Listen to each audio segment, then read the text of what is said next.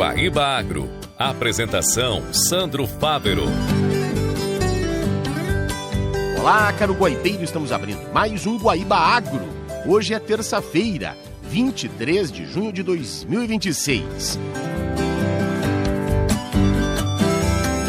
Nosso programa tem um oferecimento do Senar RS, força para o agro, a força para movimentar toda a sociedade. E Banrisul, precisa sacar? Pix Saque nos Banripontos, sempre perto de você. Nosso programa tem Cleiton Lopes na mesa de áudio e central técnica, a coordenação de central de Guilherme Silveira, gerência de jornalismo de Rafael Sequim, direção geral de Claudinei Girotti, edição e apresentação de Sandro Fávero. O Senar está junto com você, produtor rural, sempre juntando conhecimento e prática para levar mais produtividade e eficiência para o campo. Porque assim a agricultura e a pecuária crescem muito mais. Senar RS, vamos juntos pelo seu crescimento. Precisa sacar? Vai de Pix Saque nos Banripontos, saque até R$3.000 usando o celular, rápido e perto de você. Tem agro, tô na Guaíba. E abrimos o programa desta terça-feira falando da renovação do seguro pecuário do rebanho bovino de corte de leite contra a febre aftosa no estado. O ato de assinatura reuniu representantes da Secretaria da Agricultura, também do Fundesa, que é o Fundo de Desenvolvimento e Defesa Sanitária Animal do Rio Grande do Sul, e ainda da seguradora Swiss RE. A renovação do seguro foi homologada em maio pelos Conselhos Técnicos Operacionais da Pecuária de Corte e da Pecuária de Leite do Fundesa. A medida garante a continuidade da proteção sanitária do rebanho gaúcho, contribuindo para a manutenção da segurança sanitária e da estabilidade financeira necessárias à preservação do status do Rio Grande do Sul como área livre de febre aftosa sem vacinação.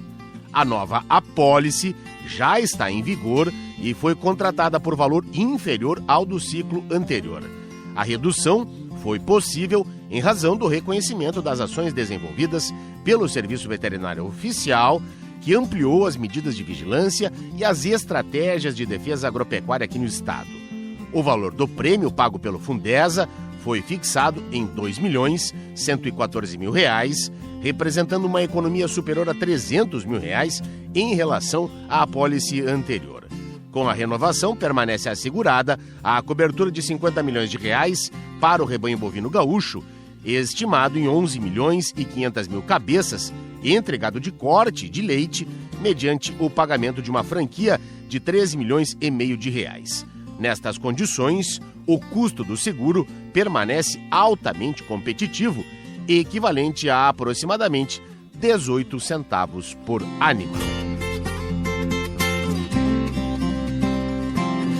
Bem, agora o assunto no Guaíba Agro é pecanicultura.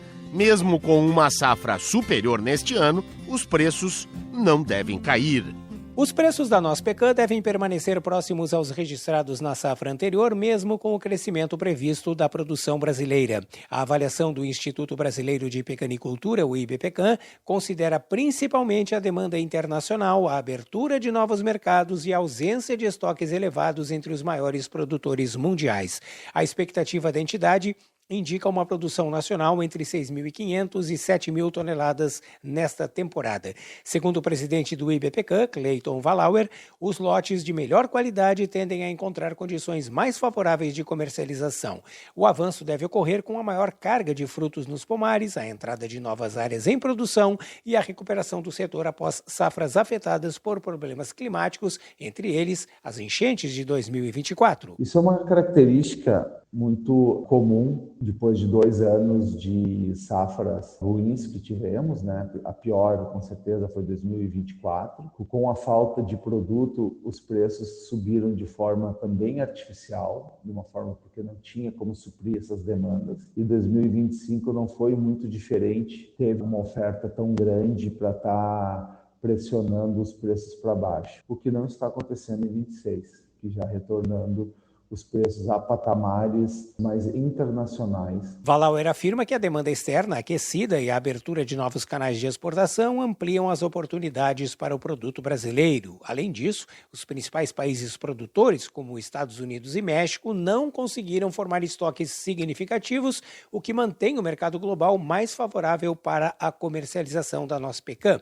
Esse cenário reduz o risco de que o aumento da oferta brasileira provoque uma queda acentuada nas cotações. Segundo o presidente do IBPECAN, com novos mercados compradores e uma demanda consistente, a tendência é de menor volatilidade e maior estabilidade para os produtores. A expectativa de estabilidade, porém, depende da qualidade dos frutos que chegarão ao mercado. O excesso de umidade desde a primavera aumentou a incidência de doenças e exige maior atenção dos produtores ao manejo dos pomares.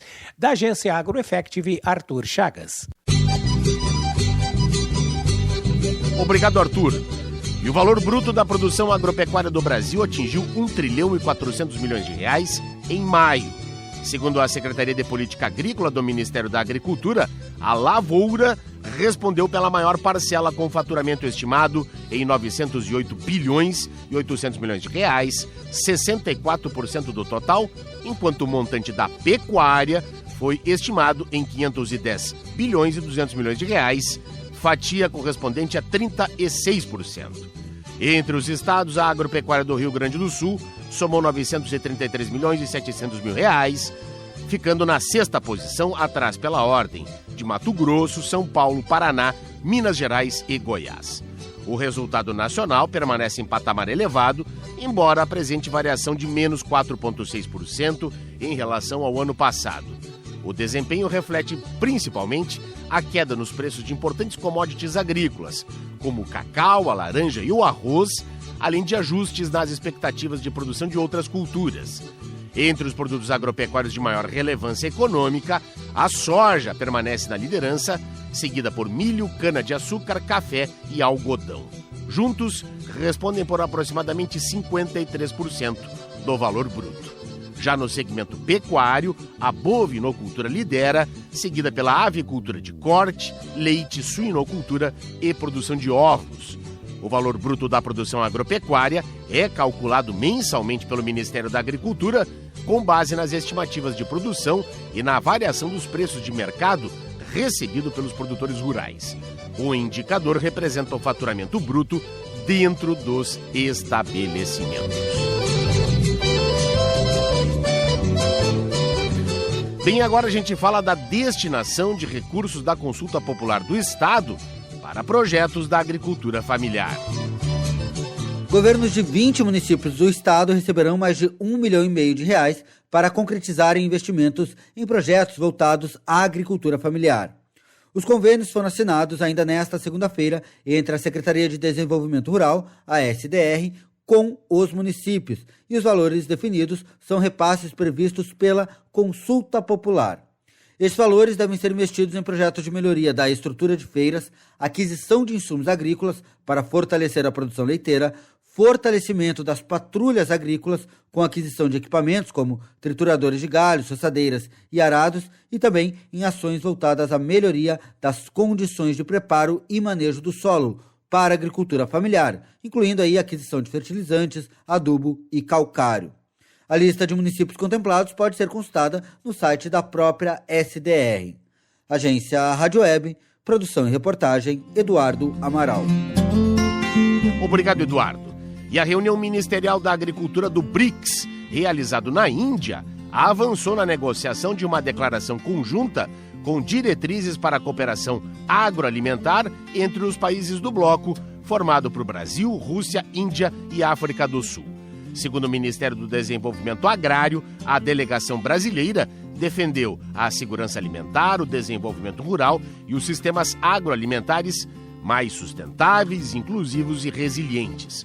O texto em negociação destaca desafios estruturais para os sistemas agroalimentares, como mudanças climáticas, degradação dos recursos naturais, volatilidade dos mercados e rupturas nas cadeias de suprimentos.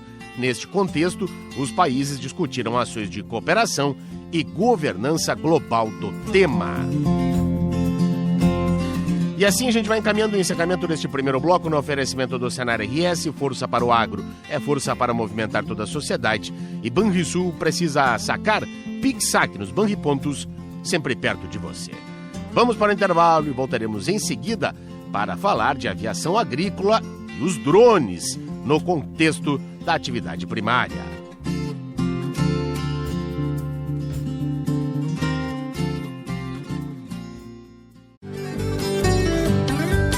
Estamos de volta com o segundo bloco do Guaíba Agro, no oferecimento do Senar. Está junto com você, produtor rural, sempre juntando conhecimento e prática para levar mais produtividade e eficiência para o campo, porque assim a agricultura e a pecuária crescem muito mais. Senar RS, vamos juntos pelo seu crescimento. E Banrisul, precisa sacar? Vai de PIX/SAC nos Banripontos, saque até R$3.000, usando o celular rápido e perto de você. Tem agro? Tô na Guaíba.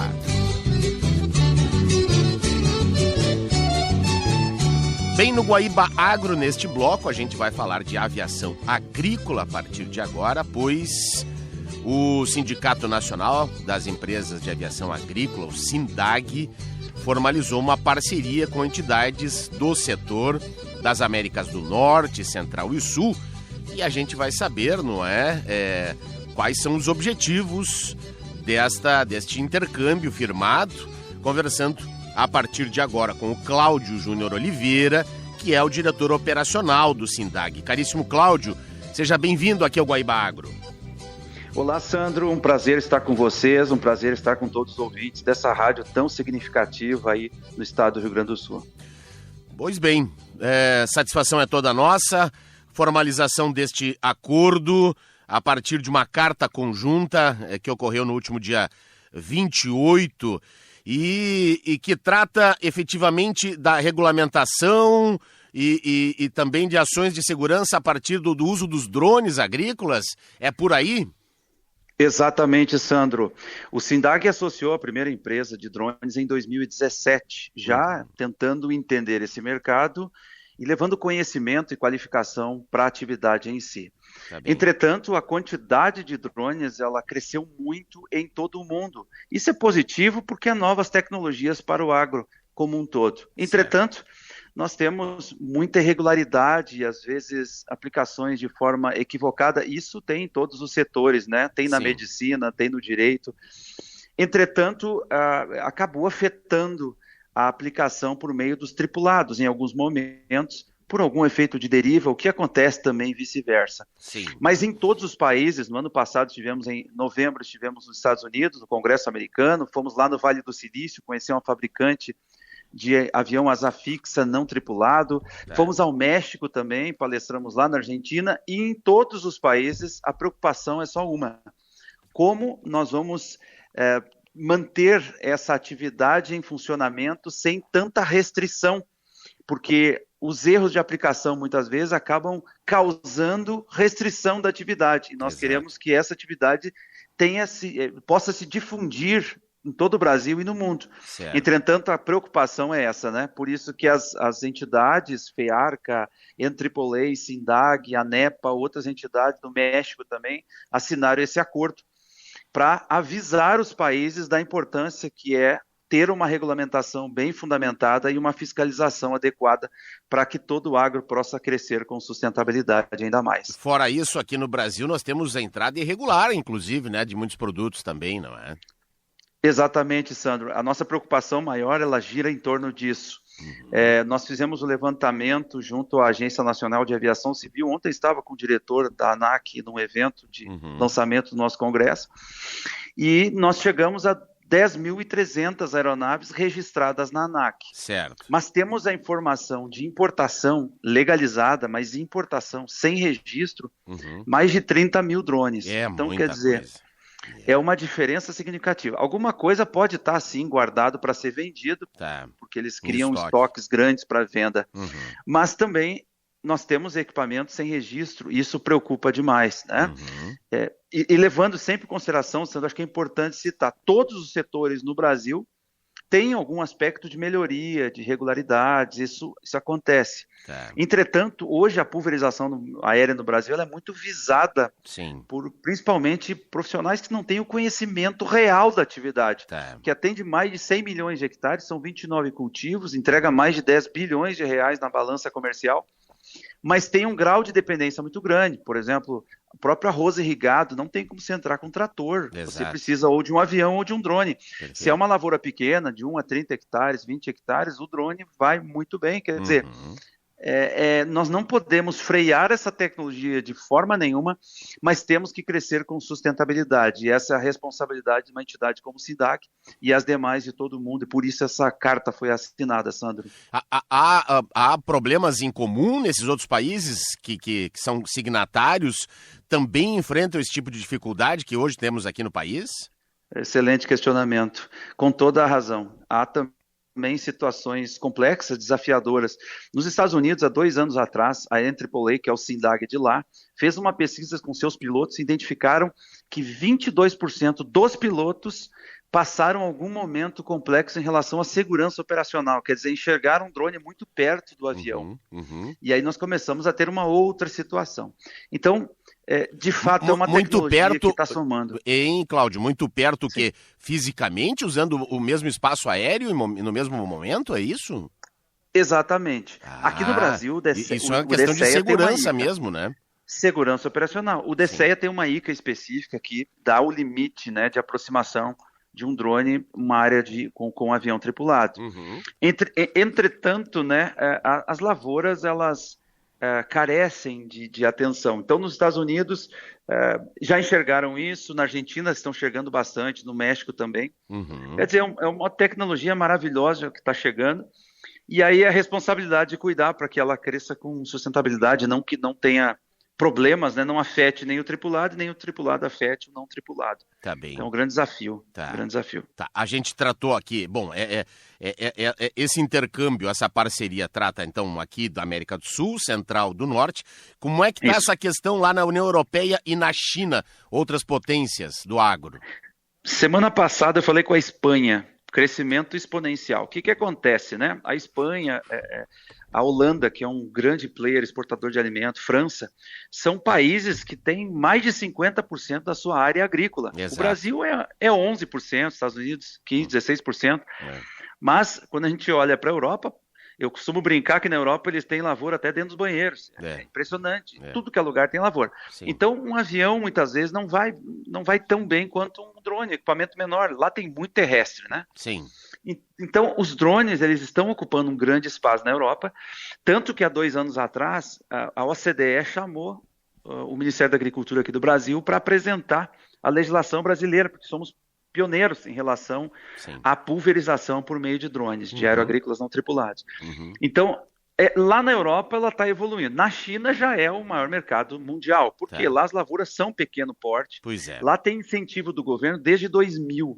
O governo incentiva drones. Em 2017, quando bateu o T-40 lá da DJI, eles resolveram fabricar, essa aeronave tomou conta do país e eles criaram um projeto a nível de país para não tirar os jovens da lavoura e também incentiva as mulheres.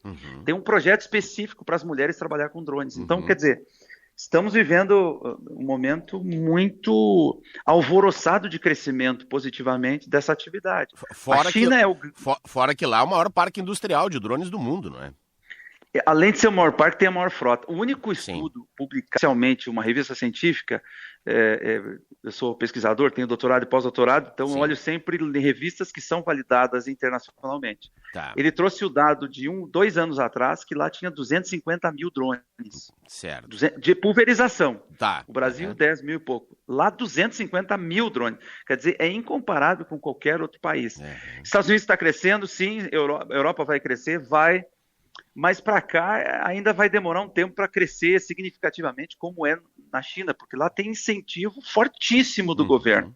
Né? Então isso faz com que tenha fabricantes e assim também aplicadores para as lavouras aí de pequeno porte que é extremamente adequada para drones agrícolas. Nós temos outros polos importantes, como as Filipinas, também lá na Ásia, que também tem uma produção, um consumo enorme. Tem a Índia, que é um dos maiores produtores de frutas também.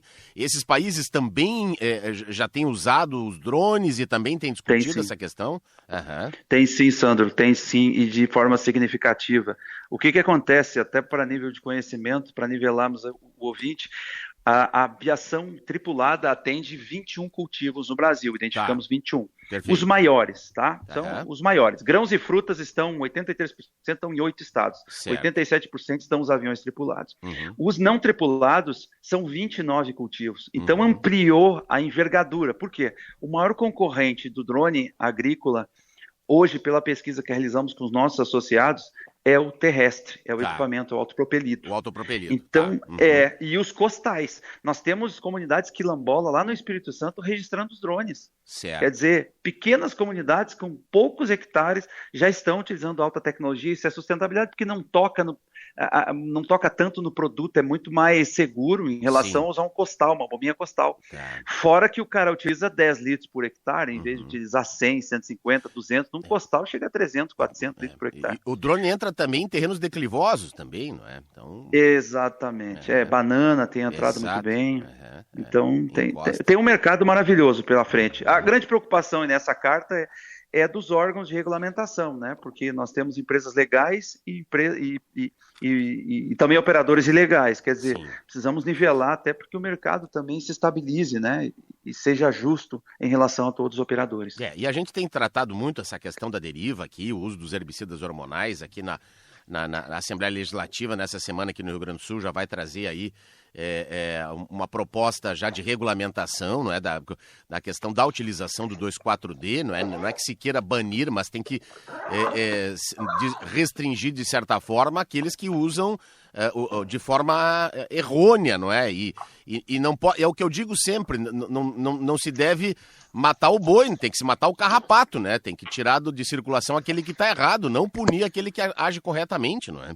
Exatamente. Nós temos uma situação complexa no Brasil, né? Que é a questão de muito controle e pouca fiscalização, às vezes até pouca.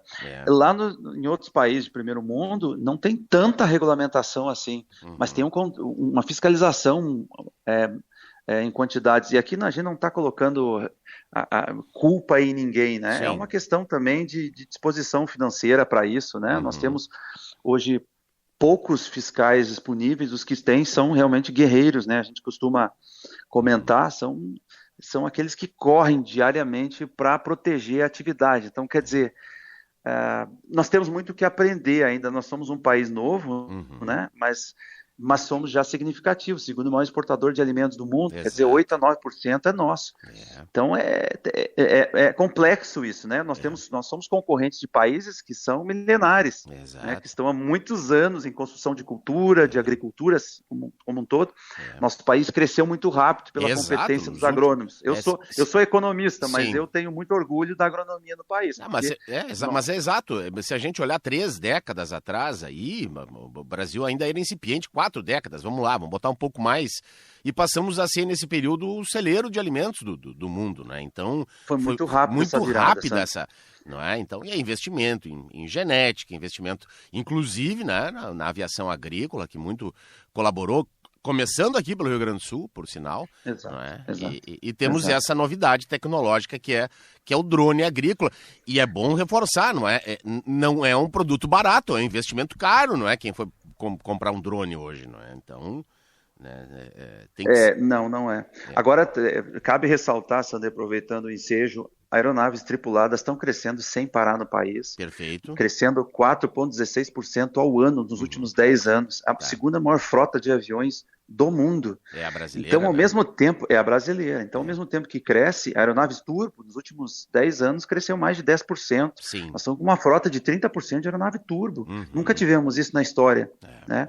Quer dizer, está evoluindo tripulado e não tripulado. Tudo porque tem várias questões, mas a principal, para fechar essa questão, é que a pulverização aérea ela tende de 20% a 25%. Quer dizer, tem um campo muito grande para avançar no Brasil e no mundo.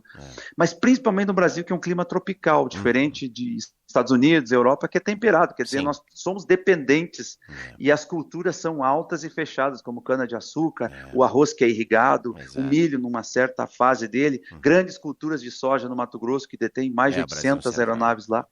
Quer dizer, é um setor que está em pleno crescimento e por isso a preocupação, né, de crescer de forma certa, coordenada. Esse é um desafio do Brasil, é o que nós citamos agora, é um país de terceiro mundo que virou uma potência mundial de entrega de alimentos, sendo o segundo maior exportador de alimentos do mundo, quer dizer, alimentando boa parte do mundo, crescemos rápido, agora a gente tem que saber lidar com isso. Perfeito, muito bom. Caríssimo Cláudio Júnior Oliveira, diretor operacional do SINDAG, não é, o sindicato que representa as empresas de aviação agrícola e que compreende as aeronaves tripuladas e as não tripuladas também. Aí é o caso agora desse crescente investimento aí nos drones e essa parceria com outras associações aí das Américas. Importantíssimo. E sempre que tiver novas informações, não é? É só contactar aqui com a gente, que temos maior interesse em divulgar os nossos ouvintes internautas. Muito obrigado, Cláudio. Conte com a gente aqui na Rádio Guaíba. Obrigado, Sandro. Sempre à disposição de vocês. Um grande abraço a todos os ouvintes. E assim vamos chegando ao fim de mais uma edição do programa, no oferecimento do Senar RS, força para o agro, força para movimentar toda a sociedade. E Banrisul, precisa sacar? Pix Saque nos Banripontos, sempre perto de você. Para você que perdeu alguma parte desta edição ou quer acompanhar novamente na íntegra, acesse o nosso canal Guaíba Agro no Spotify, YouTube Music, Deezer e ainda no Amazon Music. A gente se reencontra nesta quarta-feira em 2 horários, às 5 da manhã e às 11h30 da noite, abrindo e fechando a programação de jornalismo aqui da Guaíba. Até amanhã e um grande abraço.